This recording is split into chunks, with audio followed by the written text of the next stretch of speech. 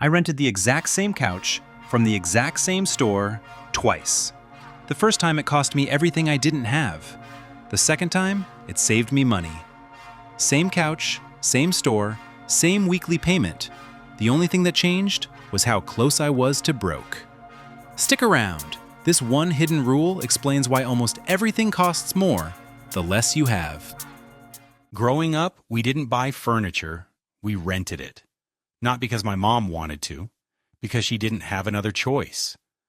We'd go into a rent-to-own store, pick out a couch, and make a small payment every week. By the time we finally owned it, we'd paid 2, 3, sometimes 4 times what that couch was actually worth. And the crazy part, sometimes it was already worn out by the time we finished paying for it. For a long time, I thought that store was helping us. Years later, I rented furniture again. Same kind of store, same kind of couch, same weekly payment. Except this time, I wasn't broke. I was doing a 3-month assignment in a new city and didn't want to buy a bed I'd have to sell in 90 days. Same product, completely different reason. And that's when something didn't add up. If the product was the same both times, what actually changed? I didn't have an answer yet, but I couldn't stop thinking about it. For years, I'd assumed the question was, are poor people just bad with money? That's the wrong question. It took me 2 rentals of the same couch to find the real one. What if the world charges you extra for not having money yet? Here's what took me way too long to see. Being poor isn't just having less money. It's living in a world where almost everything costs more. Not because poor people make worse decisions, because the cheapest version of almost everything requires money you don't have yet. The couch isn't the problem. Not having $500 up front is. None of this happened by accident either. Rent-to-own stores didn't show up because furniture suddenly got expensive. They showed up because millions of people couldn't qualify for a normal store credit card or a bank loan. And somebody realized there was money to be made filling that gap. Payday lenders didn't appear because banks stopped opening on Fridays. They appeared because banks wouldn't lend $500 for 6 days, and somebody else would, for a price. Every one of these businesses exists because a real need was being ignored. They didn't invent the need. They just figured out how to charge for it. Once I saw it once, I couldn't stop seeing it. It's not one unfair product. It's a pattern. Start with money itself. Overdraft fees only get charged to accounts that hit 0. Payday loans, 300 to 400% interest, only exist because someone needs $500 before Friday and can't wait. Buy now, pay later turns a $400 purchase into 4 payments of $100. Because $400 all at once isn't an option. Rent to own. Buy here, pay here car lots. Minimum payments on a credit card instead of paying it off in full. Different products, same math. Every one of them charges extra for the privilege of not having the money right now. That's not 5 separate problems. That's one problem wearing 5 different outfits. Now go stand in a grocery store aisle. A wealthy person buys the giant bottle of detergent, the 30-pack of paper towels, a membership to Costco or Sam's Club. They pay the lowest price per ounce because they have $80 sitting around to spend on detergent for the next 6 months. If you don't have that $80 sitting around, you buy the small bottle, the single roll. Whatever the corner store has, because that's the store you can walk to. Same story with boots. A $150 pair can last 10 years. If you don't have $150, you buy $35 boots.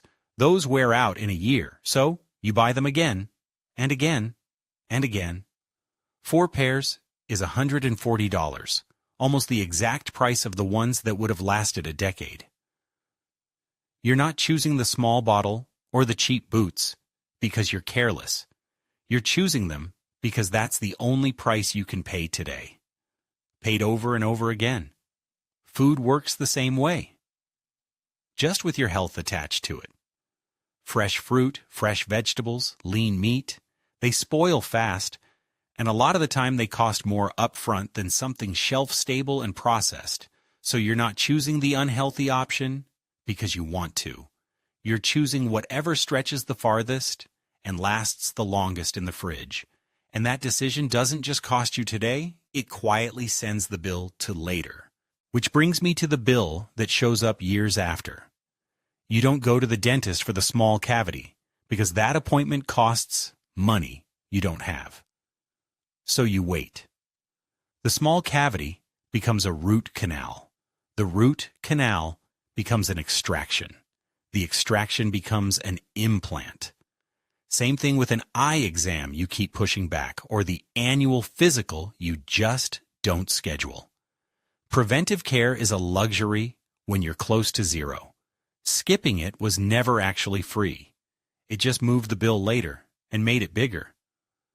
Somewhere around here, I started trying to figure out what to actually call this. It wasn't an interest rate. It wasn't inflation. It wasn't a fee anyone would put on paper. It was something else. Something that changed depending on how close you were to broke. So I started calling it, in my own head, long before I ever said it out loud, the proximity tax. The closer you are to zero, the more everything costs. I found out how much bigger that tax could get last year when my car started making a noise. I almost didn't tell you this part, because for a second I did the exact thing I'm describing. I heard it, thought I'll deal with it after payday, and turned the radio up. That's the moment. That's the whole video happening inside one Tuesday afternoon. Because here's what I know now that I didn't fully feel until that second. A wealthy person hears that noise and books an appointment. A poor person hears it and waits, because fixing it today might mean not paying rent. Wait long enough and the $300 fix becomes a $4,000 fix. And it doesn't stop at the repair bill.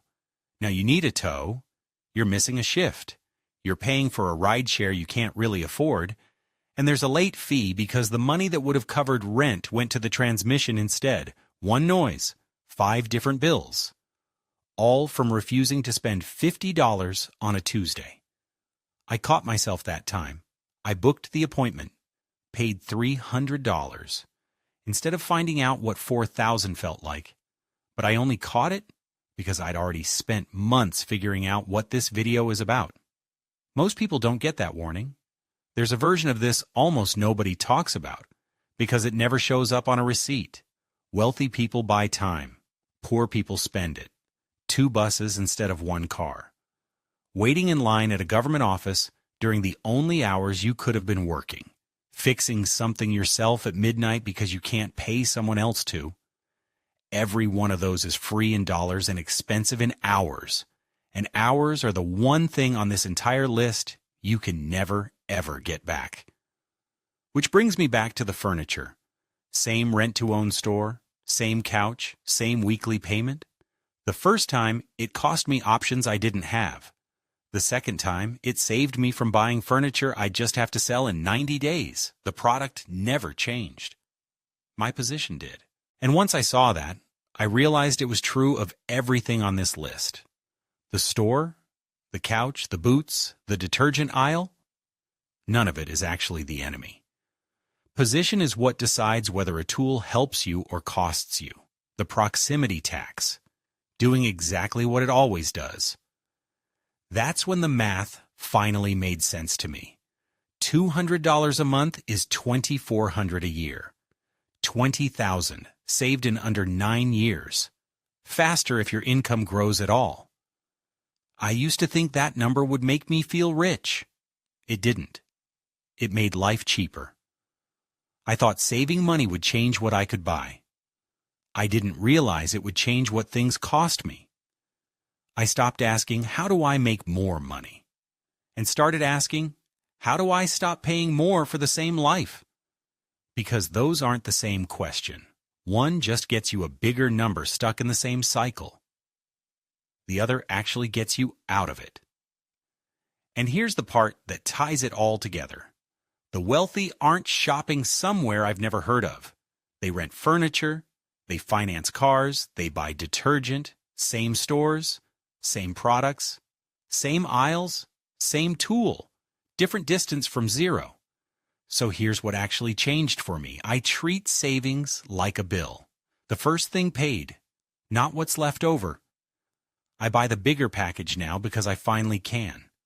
I bought one good pair of boots instead of 4 cheap ones, and I still have them.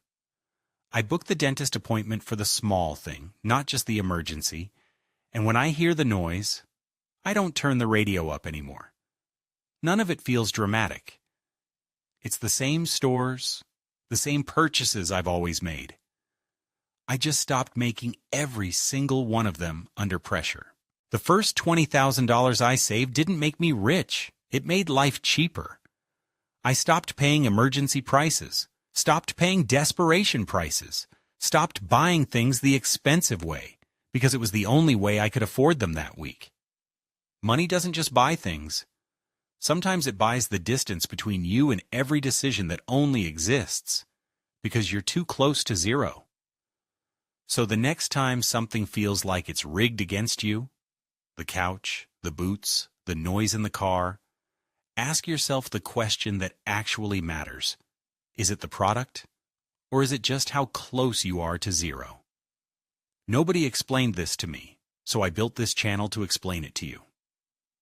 If you want to understand how money, work, and life actually work, not just how we're told they work, subscribe. This is just one hidden rule. Watch this next video, because once you see how the tax refund runs the exact same play, you'll never look at that check the same way again.